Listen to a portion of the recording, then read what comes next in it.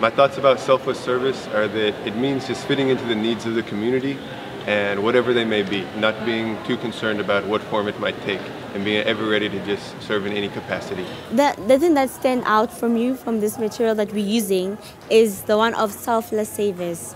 I used to doubt myself and say I'm a shy person, but in the writing they say that you should forget about yourself and don't dwell on your shortcomings. Just think about making your community better. How we understand service and what that means will affect how we make choices. So I really took away from our discussions that we should redefine how we understand service. So it's not something that's separate from the rest of your life. It's an aspect that can really be integrated into every part of your life and can characterize everything that you do. Para mí vivir una vida coherente sería como hemos hablado, la importancia de ver el servicio no solo como un acto de hacer para los demás y todo eso, ya que el servicio en verdad moldea nuestra vida, nuestra forma de ser, actuar, y lo más interesante es que nace de nosotros, es una iniciativa propia, no es obligado o nos viene sintiéndose la presión de que deba ser una obligación. I think a lot of youth find living a coherent life so difficult is because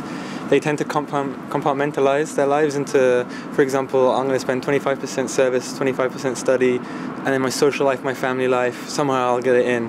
But really when we have one purpose uniting all of it, it becomes a lot easier to see the reasons behind everything. And when our purpose is governed by something that we believe is higher than ourselves, for example, for me, the center of my life would be trying to apply the teachings of Baha'u'llah to the wider society, and that's the efforts of the whole Baha'i community. The way I'm going to approach service is going to change now, because I used to separate it from like what I do in my everyday life. Like it's something completely different, but I think now I can like incorporate it in what I do, and like if we put it at the center of like our everyday lives, it'd be so much easier, and then we get to practice it more and it'll come naturally. So I think we spent a lot of time talking about service as the responsibility of our generation, and as our higher purpose. Like our higher purpose is to be of service, and it was really interesting because I think a difficult thing that comes up when we talk about this is how do we fit this into these busy lives that everyone lives.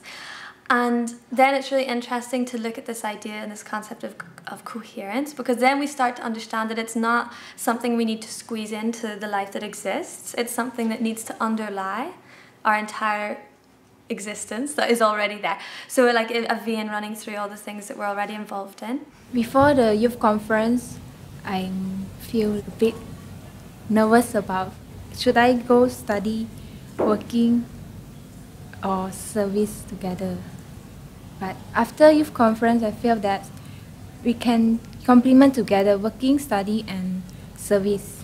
And we've learned that we need to be coherent in our everyday life, not separating service from work or study or family life. It's not a one-way track. It's not service here, school here, or in my case, motherhood and activities and things that are related to my family life.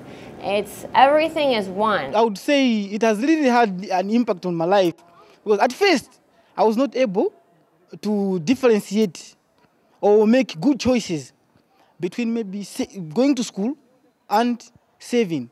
But now I'm able to understand that school and service would go together. Il concetto del servizio quante volte veniva ripreso nei vari aspetti della nostra vita, praticamente è un atteggiamento, un modo di fare e di essere che condiziona tutte le nostre scelte, le più piccole e le più grandi, e lo ritroviamo praticamente sempre, è sempre con noi. È veramente la chiave per il successo, per cambiare questo mondo in un posto migliore.